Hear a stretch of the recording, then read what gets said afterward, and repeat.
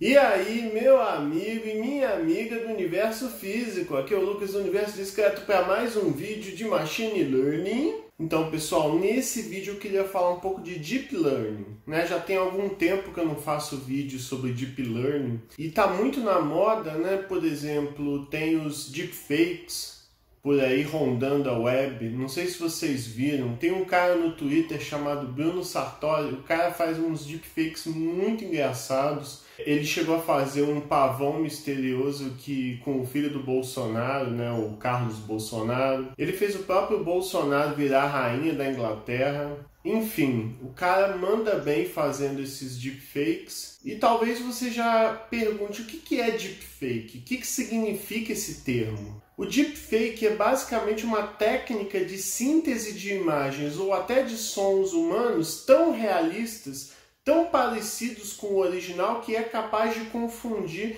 o espectador mais atento. Tem alguns deepfakes bem famosos, por exemplo, um que fizeram do Putin, tem um que fizeram do Obama, o Obama falando que o próprio programa dele, o Obamacare, não é tão bom assim. President Trump is a total and complete dipshit. Algo que jamais o Obama original falaria. E infelizmente, né, como boa parte das coisas da internet, está sendo muito usado também em pornografia, para fazer pornôs realistas de atrizes americanas que jamais fizeram pornô, ou até mesmo pornô de vingança.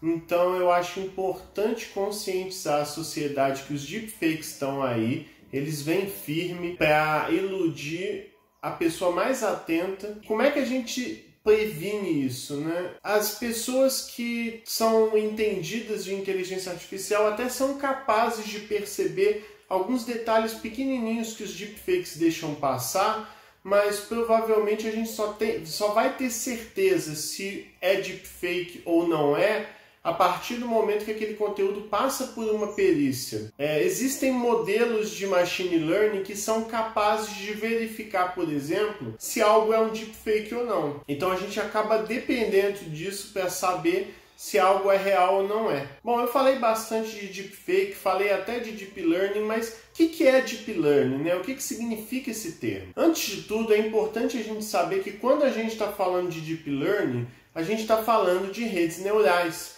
Redes neurais profundas. E o que são as redes neurais? As redes neurais são estruturas computacionais, ao menos rede neural artificial, que é o que eu estou falando aqui, são estruturas computacionais baseadas em grafos. Grafos são diagramas que são basicamente bolinhas, no caso nós, ligados a retas, que são as arestas. No contexto de rede neural, esses grafos são compostos de neurônios, as bolinhas são os neurônios e as arestas continuam sendo arestas. E a ideia das arestas é conectar esses neurônios. As redes neurais recebem um conjunto de informações de entrada, processa essas informações, gerando uma saída. E essa saída, essa informação de saída, resolve o problema computacional que a gente está querendo resolver usando a rede neural. Existem vários problemas que as redes neurais são capazes de resolver. Muitos desses problemas são os de classificação. E eu vou focar essa explicação de Deep Learning aqui nos problemas de classificação, pois é um bom ponto de partida para você entender o que é Deep Learning. A partir do momento que você entende Deep Learning no contexto de classificação, fica mais fácil entender os outros contextos em que elas são usadas. Para quem não conhece, os problemas de classificação em Machine Learning justamente tenta categorizar, tenta pegar amostras, informações e dizer em que conjunto elas pertencem. Na minha série de Machine Learning, aqui do canal, eu tenho mostrado e falado bastante de problemas de classificação, principalmente de modelos de classificação, coisas como o KNN, o SVM, que é a máquina de vetor suporte, a própria regressão logística, naive Bayes. E o que os problemas de classificação tentam resolver? Depende muito da área. Por exemplo, na saúde é bastante comum você pegar informações de um paciente e classificar, dizer se aquele paciente está doente ou não. Então ele pode pertencer a dois conjuntos, ou o conjunto dos saudáveis ou o conjunto dos doentes. Mas não só isso, dá para você aplicar a classificação nos mais variados contextos. Por exemplo, na minha série de Machine Learning, eu peguei uma base de dados de tripulantes do Titanic, pessoas que realmente estiveram no Titanic, e a partir de informações como idade, o porto onde embarcou, a posição que a pessoa se localiza no navio, enfim, com várias informações, você tenta ao final classificar se a pessoa é um sobrevivente ou não. Então muita coisa você consegue classificar, resolver usando modelos de classificação. E um modelo de classificação bastante conhecido é a própria rede neural artificial. Vamos continuar nesse exemplo da área de saúde, que eu acho ele muito bom para a gente entender modelos de classificação. Você pode pegar informações de um paciente, por exemplo, como idade, temperatura corporal, altura, peso e por aí vai. Você pega essas informações de entrada, você treina, você processa essas informações no seu modelo, gerando uma saída ao final que vai dizer se esse paciente é do grupo dos saudáveis ou dos doentes. Quando a informação de entrada é processada pela rede neural, a saída é uma pontuação, é um valorzinho, e esse valorzinho que vai me dizer se a pessoa pertence ao grupo dos saudáveis ou dos doentes. Este meu exemplo tem dois grupos, os saudáveis e os doentes, mas eu poderia ter mais grupos para classificar no meu modelo. Mas para a gente entender aqui, eu vou focar em modelos que classificam para dois conjuntos, pois fica bastante fácil de entender dessa maneira. As redes neurais são representadas com camadas. Cada coluninha de neurônios é uma camada. A primeira camada a gente chama de camada de entrada, que vai receber as informações de entrada, coisas como peso, a altura, a idade do paciente, temperatura e por aí vai. E a última camada é chamada de camada de saída. É nela que você vai receber a pontuação final, que vai me dizer, por exemplo, se aquele paciente está no grupo dos saudáveis ou dos doentes. As outras camadas que estão no meio da rede neural ali são as camadas ocultas. As camadas ocultas que realizam o processamento mais pesado. Os neurônios da camada oculta realizam processamentos e é ali que reside o poder da rede neural, pois cada um desses neurônios da camada oculta são classificadores por si só. Eles fazem muitas coisas. Eu não vou ficar explicando aqui no vídeo, pois eu acho que a explicação vai ficar bastante complicada e eu queria focar no que é mais superficial, no que é mais relevante para entender Deep Learning, se você nunca tiver lido, assistido alguma coisa sobre esse tema. Mas eu vou colocar aqui na descrição um livro bem legal, gratuito, bastante completo, que eu inclusive li e recomendo para você entender bem o que é Deep Learning. E eu vou colocar alguns vídeos legais que também explicam muita coisa e que eu até usei como base para esse vídeo que eu estou gravando aqui agora para vocês. Vejamos a primeira camada oculta desse exemplo que eu estou colocando aí na tela. Cada neurônio dessa primeira camada oculta vai receber informações de entrada, vai processar, vai computar alguma informação, e cada um desses neurônios da primeira camada oculta vão gerar uma pontuação, um valorzinho que vai ser passado para os neurônios da camada seguinte, ativando-os para os estágios seguintes mesmo. Esse processo vai sendo repetido ao longo das camadas ocultas até você chegar na camada de saída, com as pontuações dos neurônios dessa camada de saída aí determinando em qual conjunto, em qual classe a amostra que eu estou analisando, que pode ser um paciente, por exemplo, vai pertencer. Esse processo dos neurônios irem progredindo, para a rede neural ir progredindo ao longo dos tempos, é justamente o que chamamos de propagação. Essa propagação começa na camada de entrada, a informação vai sendo difundida para frente, a camada de entrada vai propagando informação para frente até atingir a camada de saída. E esse procedimento em inglês a gente chama de forward propagation. A ideia é que quanto mais camadas ocultas você introduzir na sua rede neural, melhor é o processamento, melhor é o resultado da sua classificação.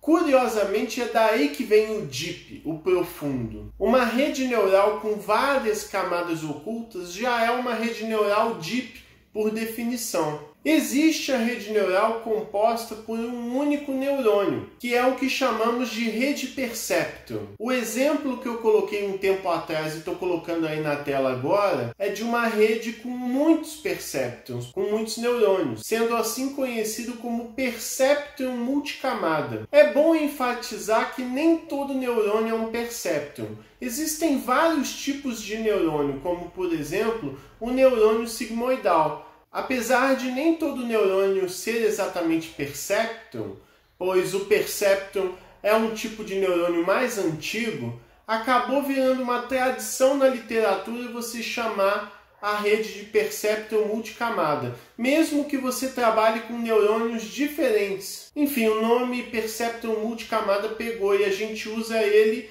em contextos com neurônios muito diferentes. Vamos falar um pouco do treino agora. Cada bolinha, cada círculo no meu conjunto de entrada é uma variável do meu problema. Por exemplo, você pode ter uma variável para o peso, uma variável para a altura, uma variável para a idade e por aí vai. Cada uma das bolinhas da minha rede neural, cada uma dos neurônios propriamente ditos vão ter pesos nas arestas e bias. Cada aresta que conecta cada bolinha da minha rede neural, cada neurônio, vai ter um peso ali. Eu estou até colocando aí na tela para vocês verem um exemplo de parte da minha rede neural com os pesos ali nas arestas. Mas não é só isso. Cada neurônio na camada oculta também tem um bias, que é um valorzinho que é guardado no interior do neurônio. Ao longo da sua rede você vai ajustando os pesos e os bias de toda a sua rede neural, de cada um dos neurônios, e isso faz com que a rede fique treinada para que faça as classificações corretamente. O ajuste dos pesos e dos bias. Falando nisso, eu nem sei se existe uma tradução para bias. Eu vou verificar isso e dependendo eu até coloco aqui num textinho embaixo qual é o termo em português. Mas eu vou continuar falando bias, que é um termo muito usado na literatura. Enfim, você vai ajustando o peso e os bias ao longo de toda a sua rede e isso é feito na etapa de treinamento. É bastante comum que os modelos de machine learning tenham etapas de treinamento, que é justamente para o seu modelo ser capaz de acertar corretamente. Por exemplo, você pode treinar uma pessoa a reconhecer o que é uma bola e o que é uma cadeira. Você mostra várias fotos de bola, várias fotos de cadeira, para assim uma criança, por exemplo, ser capaz de dizer o que é uma cadeira e o que é uma bola quando ela vê uma. Esse exemplo de treinamento meio tosco que eu estou explicando para o humano é mais ou menos o que você faz também na rede neural. Você vai entregar várias fotos, por exemplo, de bolas e cadeiras, ou nesse exemplo médico que eu estou usando, você vai dar várias informações médicas como peso, altura, idade, temperatura de pessoas doentes e peso, altura, idade, temperatura de pessoas saudáveis, para assim a sua rede neural ser capaz de aprender e dizer por si só quando uma pessoa está doente e quando uma pessoa está saudável. Então, para treinar a rede, você, por exemplo, informa no seu conjunto de entrada, na sua camada de entrada, quais são as informações, por exemplo, temperatura, peso, idade, por aí vai, de uma pessoa, já dizendo se ela é saudável ou doente.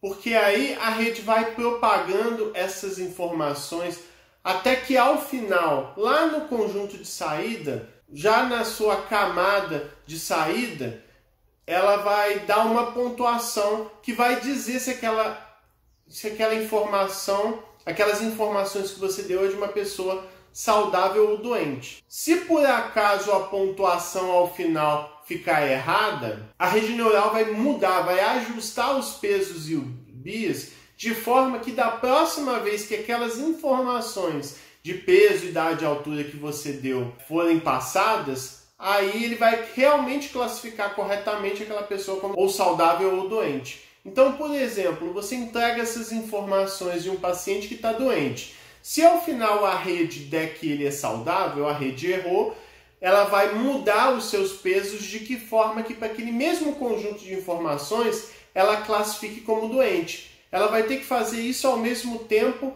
para várias amostras de entrada, para vários pacientes diferentes que você já sabe que são doentes ou saudáveis. A diferença entre a pontuação obtida num determinado momento do treinamento com a pontuação que é esperada da rede T é o custo. Então a ideia da rede neural é sempre minimizar o custo. Quanto mais baixo for o custo, melhor treinada teoricamente está a sua rede.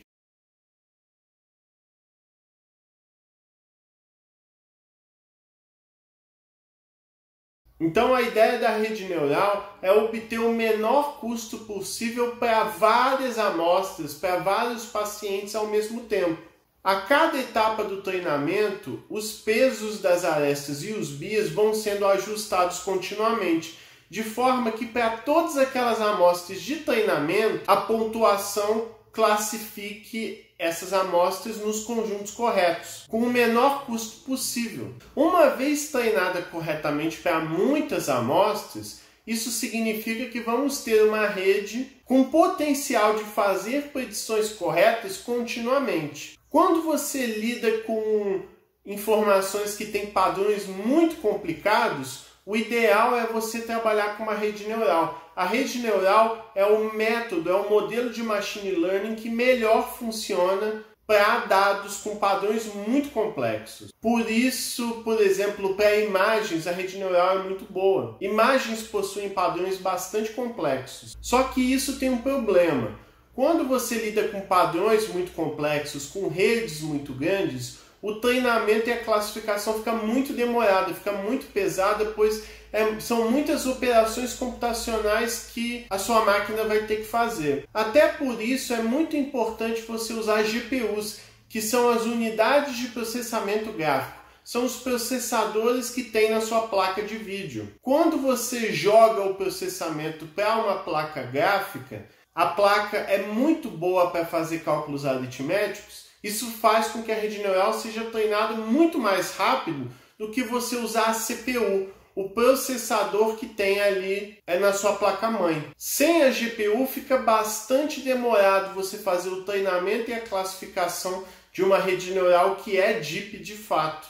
Computadores nunca foram muito bons para reconhecer padrões. Isso é algo que mudou graças a Deep Learning, que é muito boa para isso. Como até estamos vendo na minha série de Machine Learning aqui no canal, quando você precisa classificar informações bastante simples, você não precisa de uma rede neural. Vários modelos que temos na literatura, como a regressão logística e a máquina de vetor suporte, KNN, Naive Bayes, por aí vai, eles são modelos muito bons. Você não precisa usar rede neural em tudo.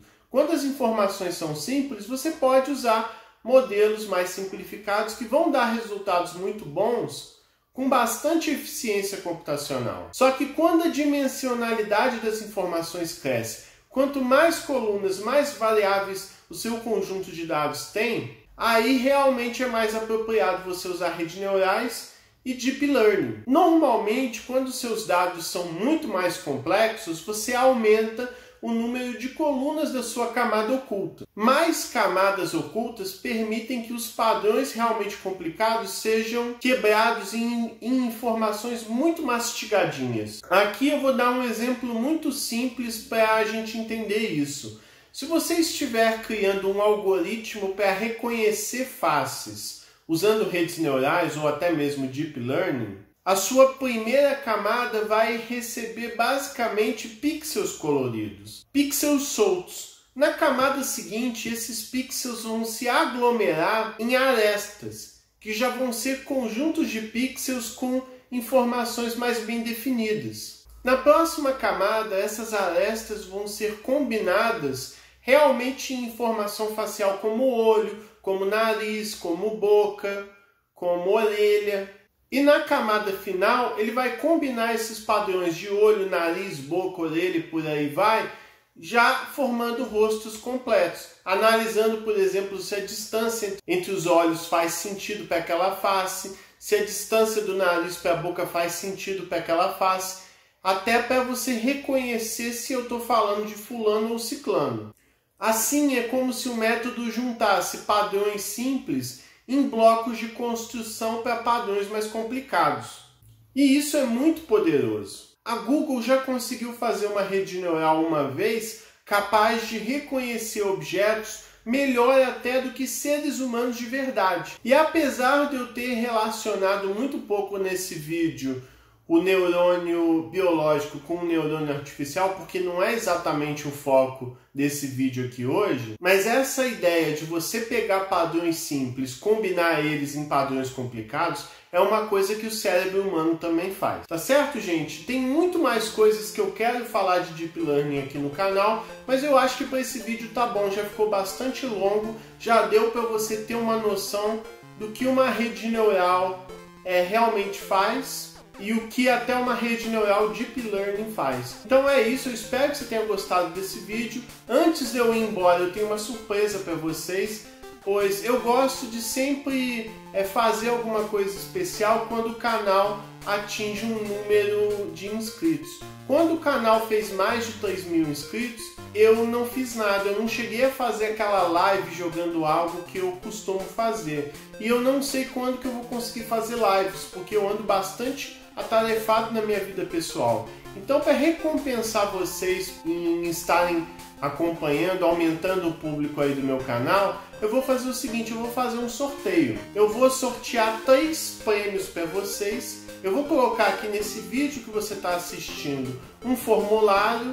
E se você preencher esse formulário, você vai participar de um sorteio onde eu vou dar 3 prêmios. Os prêmios são um boneco Funko do Coringa, eu estou colocando aí na tela para você saber que boneco é esse. O segundo prêmio é um vale presente. Eu vou selecionar alguma loja aí online, vou arrumar um vale presente e sortear para vocês conseguirem comprar um produto de graça. E o terceiro prêmio também vai ser um vale presente, mas de jogos para o Steam. Um vale que com ele você vai conseguir comprar de graça algum jogo na loja Steam. Então eu vou sortear esses 3 prêmios, eu vou pedir que você preencha o formulário selecionando qual prêmio você quer ganhar. Pode ser os 3 prêmios, só que cada prêmio vai ser para uma pessoa distinta, não vai ter gente ganhando mais de um prêmio simultaneamente. E outra coisa, não preencha o formulário mais de uma vez. Não preencha o formulário colocando o seu nome mais de uma vez. Eu vou rodar um scriptzinho que vai verificar se você está preenchendo mais de uma vez a planilha. Isso é para me certificar que o sorteio seja o mais justo possível. Tá certo? Então é basicamente isso. Eu espero que você tenha gostado desse vídeo. Não deixe de curtir, compartilhar e se inscrever no canal. E eu espero vocês na próxima. Falou!